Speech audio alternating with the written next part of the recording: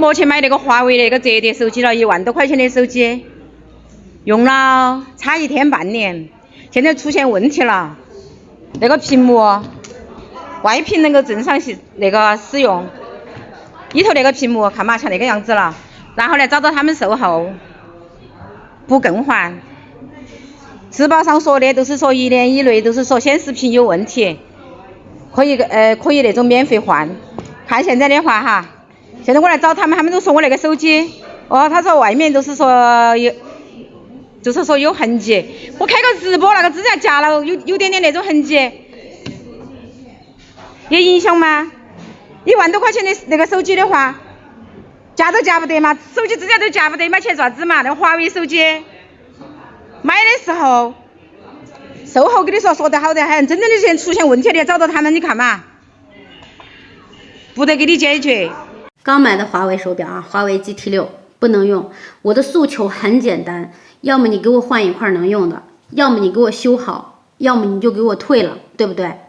就这么点事儿，咱们华为做不到售后。我刚买的啊，可以当二手的回收，这样是可以的。但是现在是退也不能退，这个事儿是怎么回事呢？因为我刚一开始买的时候，它是不能用，他给我说当二手的回收，我说那是不行啊，我刚买的新表，你给我当二手的回收，那肯定不行。后来我就投诉了，人家说我先给你检测，那我同意啊，你检测是很正常的，他检测来检测去，他表就是有问题，然后又给我换了一块还是有问题，还是不能用，他检测他店里的也不能用，他然后说给我退了吧。那当时我就产生怀疑了，我说你要是退的话，你得给我退1赔3。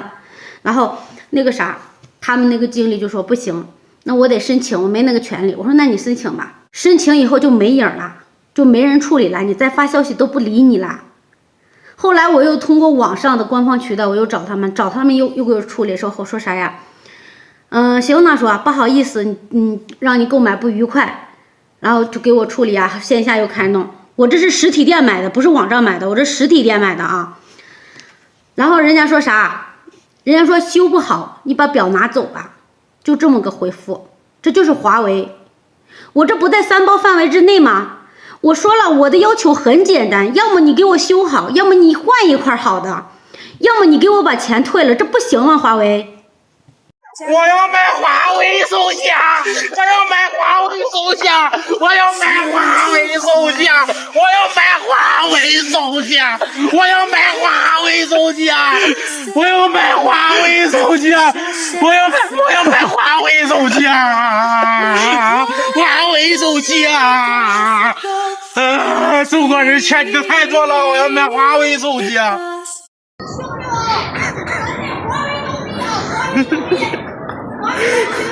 大辈儿上，不是。我不支持华为啊，都是华为，苹果不行，华为牛逼。那个华为牛逼，华为牛逼啊，都低着点。不会啊，大辈儿上。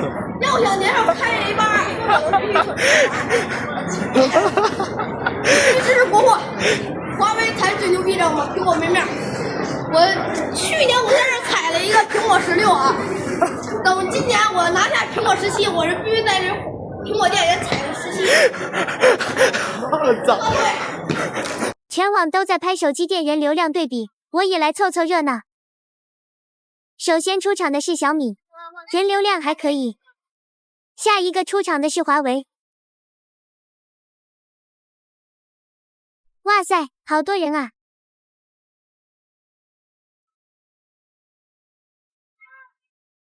！People mountain dog people say， 惊呆了老铁。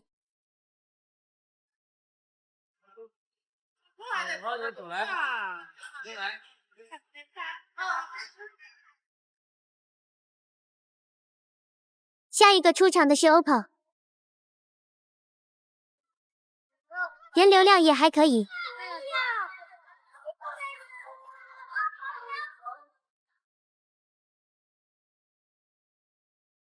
下一个是 vivo，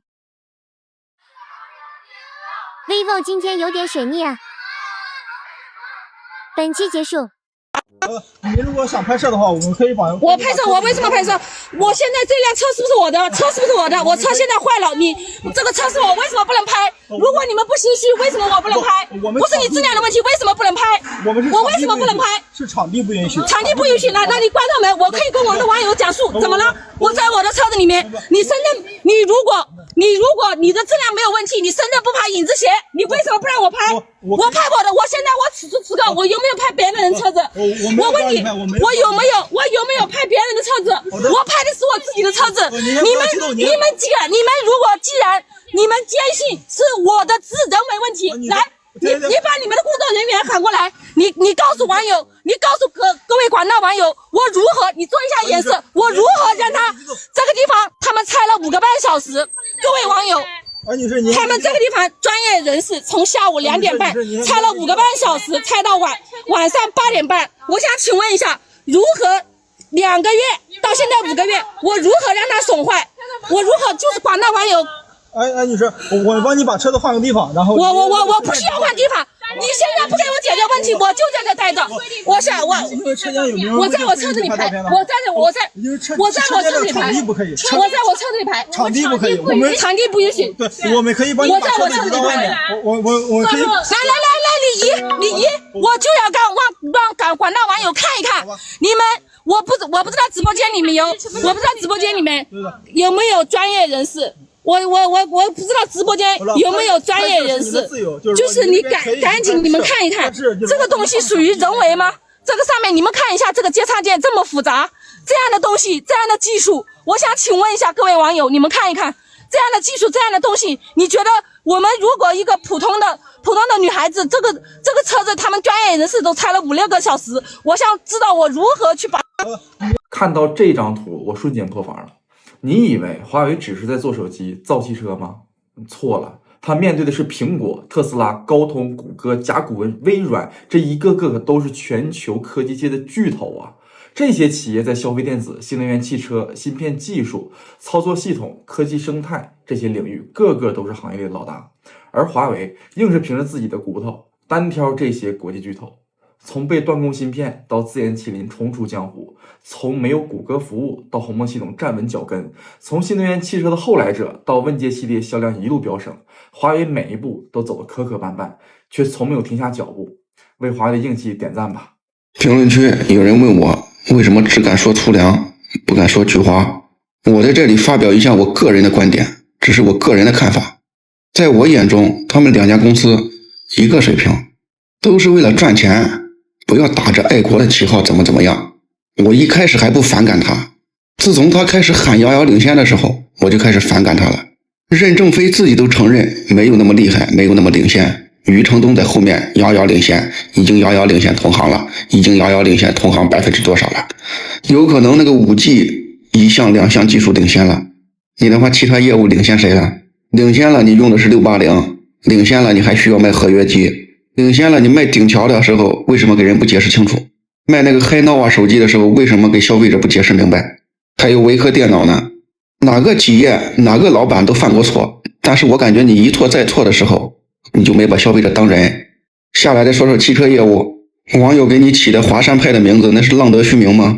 车主买个车发了条视频吐槽了下子，直接找人家单位去了。买车前必须得签个协议，不得在短视频平台发布关于车辆的任何负面消息。我买个车我不能说了，我不能说它不好了，是不是有这个协议？你们自己说。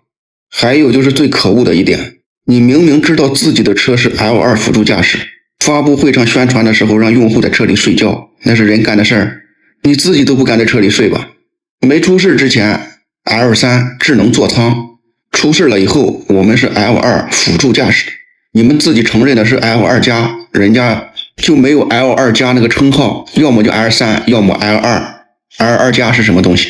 你敢宣传你又不敢负责任，用户开支架出车祸了现在不认，这是人干的事儿。